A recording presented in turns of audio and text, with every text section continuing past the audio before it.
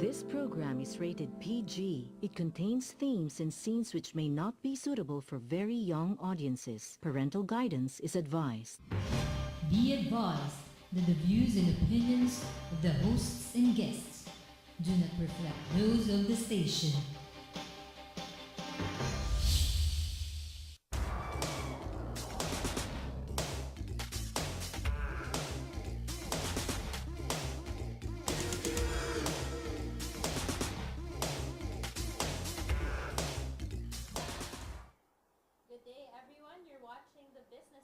Your gateway to business trends and opportunities. Welcome to Pisobilities live here in GNN.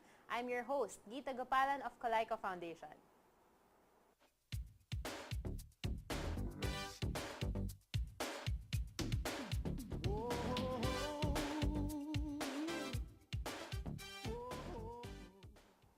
This is the show that discusses your ability to earn and manage your peso and the possibilities of making that same peso work for you, your Pisobilities. Today, we'll be talking all about taxes. Kailangan alam natin ano ba yung mga taxes na yan. From the ordinary worker up to the biggest big shot entrepreneur and businessman, taxes affect so many people. Lahat ho tayo may mandatory contribution na sinasabi nila deduction, no? Contribution that we really cannot avoid, that we should be giving wholeheartedly for the sake of our country. So given that, what is our taxes really? Where do they go? What happens ba pag usapang taxes? And how does paying taxes significantly impact our own personal finance? So with so many things about taxes, it seems impossible to know everything about them. Pero good news po, we have invited the tax whiz. So we can ask the tax whiz all about our tax question. Someone who can help us unravel most, if not all, of our questions related to tax. Former BIR Revenue Officer, he currently serves as the Chief Strategy Officer for the Abrea Consulting Group and is also the President of the Center for Strategic Reform in the Philippines. His knowledge and expertise about taxes is vast and well known. Please welcome with us the tax whiz, Mr. Mon Abrea. Hi. Hi. So for our viewers, send us your tax questions or opinions to 0917-853-7333. Do indicate your name and location so we can properly acknowledge you. So to start, Sir Mon, taxes. Seriously, anong lupalop ng mundo at nag-decide ka na pumasok sa usapang taxes? Well, it was never planned in the first place. Okay. I was a simple college professor and I was teaching taxation then. Okay. But there was a point... boring yun? Of course, boring. In fact, when I was studying it, I almost failed my 2 tax subjects. Ganun siya ka-boring at ganun siya kahirap. But after some time, you were trying to find your mission, trying to find meaning in life, and I found myself writing about a strategy paper for BIR. That was in year 2009. And I needed to get inside BIR to understand it. I see. So, yung, kumbaga, nakita mo yung maganda sa taxes when you were already there. I mean, because for most people, parang taxes, ano yan yung ang dami-daming rules, ang dami-daming kung ano-ano. That's if you're an entrepreneur. And for those of us that are employees, all we know is that may deduction. May deduction. But for businesses or employees alike, we have to look at taxes, one, as a contribution, and number 2, as a normal cost that we all have to incur para hindi masyadong mabigat. I see. Ano po ba in simple terms, what is a tax? Ano po ba kasi para lang klaro sa lahat, ano po ba yung tax? Tax is actually our contribution to the government. That this is the way the government raises its revenue to support or to fund all these social projects, social programs. So kung ano yung ginagawa nila, ginagamit nila yung taxes. Yes. Parang ganon. So pati yung stoplight dun sa kanto, ganon. Yes. Yung ilaw, yung stoplight, sweldo ng lahat ng MMDA, lahat ng police, lahat ng public school teachers, lahat ng kawani ng gobyerno, lahat ng daan na ginagawa. These are all from our taxes. Lahat ng pinamimigay din, I'm sure. Lahat ng nakasupot na may mukha nila, yes. I see. So, and these taxes are basically contributions by individuals and by organizations. Yes. Parang gano'n. Okay. So, ikaw, sir, paano ka na ba, bakit taxes? Hindi ko talaga maintindihan. Parang, taxes. siguro exactly the reason why I got interested in understanding and appreciating taxes. Kasi iniiwasan ng lahat. And Okay. basically the reason why corruption is so rampant. Kasi ayaw nating intindihin or nahihirapan tayong intindihin. That's why it becomes convenient to just get a friend inside, to call I you or to see. connive with someone who will fix it.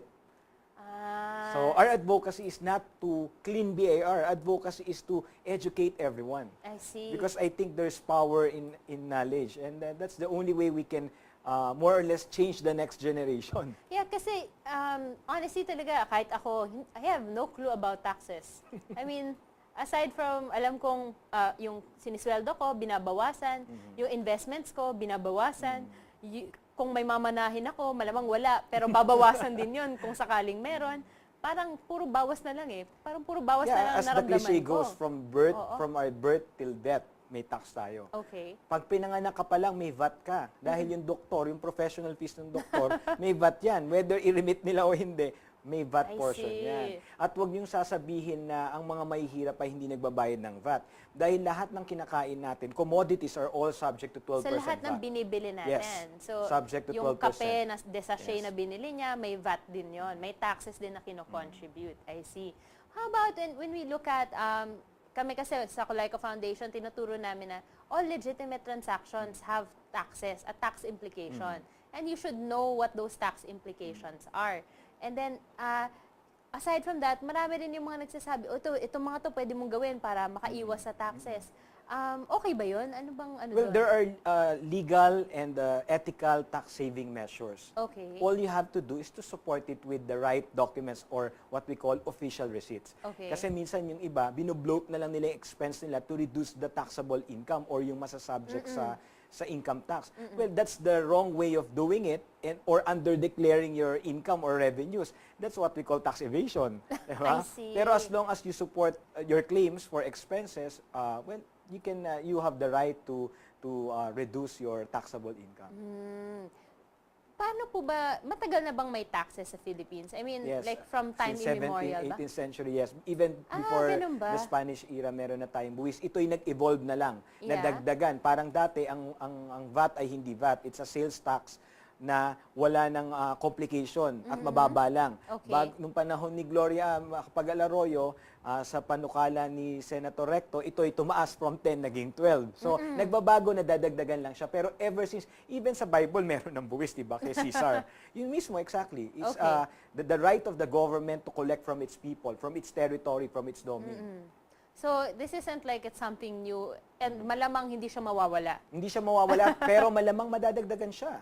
Tataas pa. Pwedeng tumaas, pwedeng bumaba. Kaya nga, Okay. dapat tayo ay makibaka doon sa mga panukala para ibaba ang buwis. Kasi pwede nilang itaas yung karapatan o kapangyarihan ng gobyerno yan. Pwede nilang itax ang lahat, pati pagtawid sa kanto, pwede nilang Actually, itax. sabi nila, the Philippines relatively does not have very high taxes compared to other countries. What do you think? Oh, chismis yan. Because we have relatively high taxes Ganun compared ba? to our Okay. Asian countries. In fact, in Singapore, 17% lang ang tax. This is income tax. Yes, sa atin, it's 32 kapag individual. Kapag corporate, 30. Okay. So, kapag individual ka at kumikita ka ng higit sa kalahating milyon, ang buwis mo ay 32% na. Pero yung, di ba, sabi nila yung mga ibang mga developed countries can have taxes that are like 50% or something. Yeah, like in Australia, they have Okay. higher taxes. But take note, in Australia, you can be a bystander. You can be unemployed. The government will subsidize. In the Philippines, you will be poorer. Okay. Mas nabawasan lang talaga yung Oo. pera mo. Okay. So, what is the reason, I guess, na kailangan ng ganito kalaking tax? And what are, I guess, is there something that can be done? May mga nilalobby ba kayo na mabawasan yan, tumaas yan, or kung ano man, effect? Number one, we have to understand that as our contribution to nation building or to our government, the government really needs the funds. Okay. We just have to be very vigilant to make sure that it doesn't go to this PDAF scandal, yung mga bogus NGOs or mga tulay na hindi makita o madaanan, that it should go to the right and the real projects or Okay. social programs like what DSWD is doing now, like what DepEd or the two agencies are doing right now. Yan yung mga feel good mo makita na, uy, may buwis ako dyan. Pero yung makita mo yung mga senador na nangunguna sa pagyayabang sabay, meron palang kinalaman sa korupsyon, masakit sa puso yun kasi malaking porsyento ng kinikita natin yun. Okay. Ngayon, meron bang mga panukalang ibabato? Meron po. Meron tayo ngayon 3 Senate bills. Okay. Sinubmit ni Senator Recto, ni Senator Angara at ni Senator Bam. Ito po ay lahat para ibaba ang personal income tax. Okay. Kasi nga, tulad ng sinabi ko kanina, relatively, we have a high income tax, both corporate and personal. So, ano yung proposal? From 32, ibababa either 30, 25. So, 3 yung proposal well, ako personally, I'm supporting the bill of Bam Aquino. Ang kay Senator Bam kasi is, tinataasan yung exempted. Tapos, nilalawakan yung range para you can earn more without exactly being tax heavily. And this, I think, is very much aligned with inclusive growth. Gaano katagal na hubang yung bracketing natin? How long has it been in place? Since 1997, since it was Established as is. Oo, It was never adjusted. Kasi dati, di ba, minimum wage was like 200 pesos. Naalala ko yung panahon na 200 pesos a day yung minimum wage. So, syempre, tumaas na yun. Tumaas lahat ng presyo, hindi tumaas ang sweldo, pero ang buwis as is siya. So parang ang nangyari is mabigat yung pataw na porsyento kasi dapat ito talagang pinag-aaralan at I see. Is that something that should be adjusted we're talking about income tax. Yes. That should be adjusted on a regular basis. Yes. If I think it's part of the proposal now, the Senate bills, to have a regular, if not yearly, adjustment based on consumer price index, yung exchange rate and everything else. Okay. Napapunta na tayo dun sa mga issues.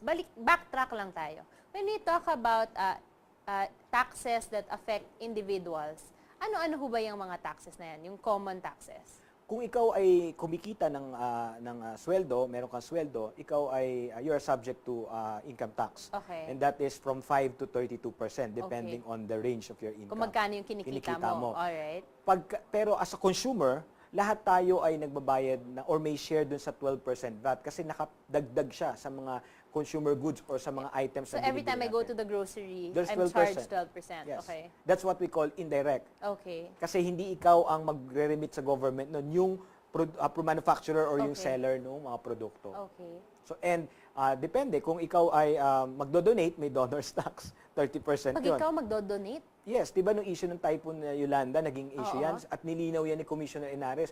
Maraming nagalit pero sorry, yun ang nasa batas natin. Yeah. Kapag ang donasyon mo ay hindi mo dinaan sa gobyerno or sa BIR accredited foundations, okay. this will be subject to 30% tax, donor's tax. Then may malungkot pa dito, pag kinamatayan mo yung yaman mo, it will also be subject to what we call estate tax. So Okay. bilang personal yan, individual, yan ang mga Yes. taxes na haharapin mo. And then, I'm familiar lang yung mga sa real estate tax, di ba? May mga ganun pa. Yes, If you meron pa own. tayong capital gains tax. Ito yung nam- sa mga investments. investments. Pero linawin lang natin yung sa stock investment. Kapag nag-i-invest ka sa stock market, meaning publicly listed, maliit lang ang buwis noon, 1/2 of 1% Okay. ng net gains. Ibig sabihin, selling price less yung cost. Okay. Pero kapag hindi publicly listed, ito ay pinapatawan ng 5 to 10 or 10%. I see. 5% hanggang 100,000 na value. Pagka above 100,000, 10% capital gains tax. Wow, okay. So, Medyo malaki siya. so kailangan alam mo yan as a personal, in your personal finances. These Oo, yung mga are some of the nag-invest. usual taxes that are imputed, no? And that's one of the reasons why if you talk about personal finance, hindi talaga pwedeng magre-rely ka sa savings account. Kasi ang savings account, una, mababang interest. Pangalawa, 20% ang tax. Oo nga. So, yung kinita mong 10 piso, automatic 2 pesos, 2 pesos ang will be nababawas. withheld. Hindi mo na mahahawakan At yun. mahirap kumita ng 10 piso sa savings account ngayon. Tama. Lalo na kung labas-pasok yung pera mo. How about, what happens yung mga tinatawag na, di ba may mga documentary stamp tax? Ang documentary stamp tax naman, para ito sa lahat ng mga public documents, kontrata, yung mga lease Parang contract. dictionary ka pala, Sir Mon. Ano pa yung gantong tax at yung gantong tax at yung gantong... Ang DST, hindi kailangan na mayroong stamp. Kasi akala nila documentary stamp tax, hanapin mo yung stamp. Oo nga. Ngayon, computer generated na siya. Basta tinatakan na at Okay. inireceive ng BIR, is okay na yung DST niya. Parang sa bangko, lahat ng Okay. transactions, dokumento sa bangko, subject yan sa DST. Kapag ka nagtayo ka ng korporasyon, Okay. ang subscribed Bakit may shares mo. ganun pa? Kasi nga, ganito nga yan eh, ang buwis, wala siyang limitasyon. Kahit alin pwede niyang i-tax. Ang pinaka-limitasyon ng buwis, medyo nakakalungkot, is kung ano yung sinasaad sa batas. So Okay. pag hindi sinabi ng batas, exempted ka, Okay. taxable ka. Ah. Pag sinabing itatax namin ng pagtawid, pwede nilang gawin yon hanggat walang nagsasabing bawal i-tax ang pagtawid. I see. Kaya hindi taxable kaya walang VAT ang schools. Kasi nakalagay exempted sa VAT ang educational institutions. Okay. Kaya walang income tax ang mga foundations kasi Okay. nakalagay sa batas exempted ang mga foundations, ang simbahan nakalagay. So kung aalisin yon, matatax sila. I see. Okay. So lahat pwedeng i-tax. Nakakatakot Itong pag-uusap pala. natin pwedeng i-tax. Talk tax. Lahat I see. pwedeng i-tax. Alright. So what is it that what are the reasons why a person, an individual, would be exempted from certain taxes? What are the most common reasons? Well, ang talagang binibigay lang na exemption ng batas na applicable sa lahat. Una, for individuals, hindi korporasyon. For individuals, whether you're employee or sole proprietor, binibigyan tayo ng 50,000 personal exemption.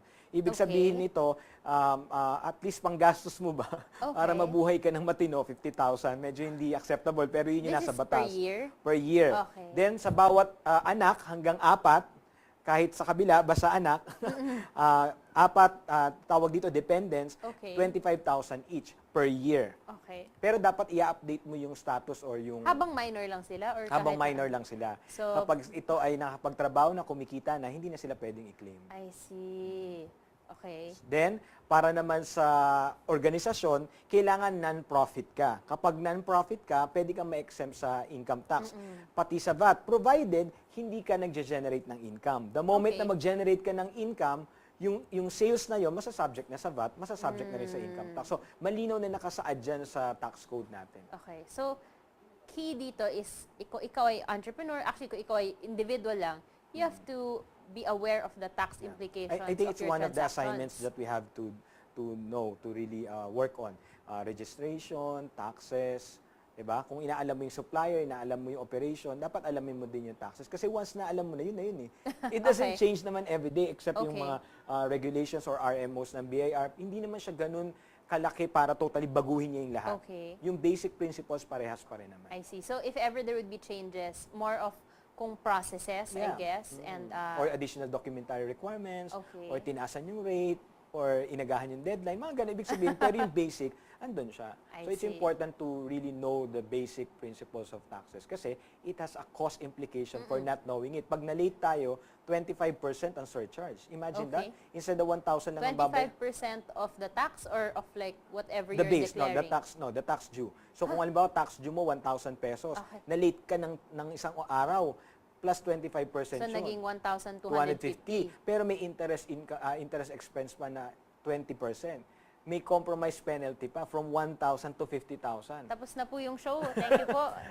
Parang ang complicated naman yan. Ang That's hirap why naman. what we are advocating is awareness kasi it becomes really convenient to deal with fixers to give bribe money dahil masyadong inconvenient and nakaka-paralyze. Yeah, and just kinikwento mo lang sa akin, hindi ko pa yan binabasa. Pero parang ang hirap i-compute. Ewan ko, parang ako nahihirapan ako i-compute. Actually, madaling i-compute, mahirap i-support. Hindi talaga yung Ah. computation. Madali i-compute, basic math calculator kaya. Pero Okay. yung documentation na medyo matrabaho. I see, I see. Kaya naiintindihan ko din yung sa loobin ng mga doktor natin dahil talagang karamihan sa doktor natin nagre-rely yan sa mga bookkeepers nila or accountants Yes. nila. I don't think there's a doctor, a Filipino doctor na intentionally walang balak magbayad ng tax. Kaya lang talagang hindi sila yung gumagawa nun. Yeah. At Diba? saka, well, in how you're explaining it to me, parang ayoko na rin alamin. I mean, kung ako doktor or yung some professional na pag empleyado kasi ginagawa na ng accounting Yes. department or finance department ng company mo And yun. hindi mo na kailangan mag-file. Yes. That's part Parang of sila the na bahala regulation. doon sa oo. lahat. Pero if you are an entrepreneur or a sole have to do everything. proprietorship or a professional listed as a professional sa BIR, ikaw yung lahat ng yon. Parang ang hirap naman alalahanin lahat ng yon. More questions, more concerns about taxes. I'm sure marami pa po yan. When we come back, do send us your questions and opinions through 0917-853-7333. More tax matters after this short break. Stay tuned. Pisobilities will be right back.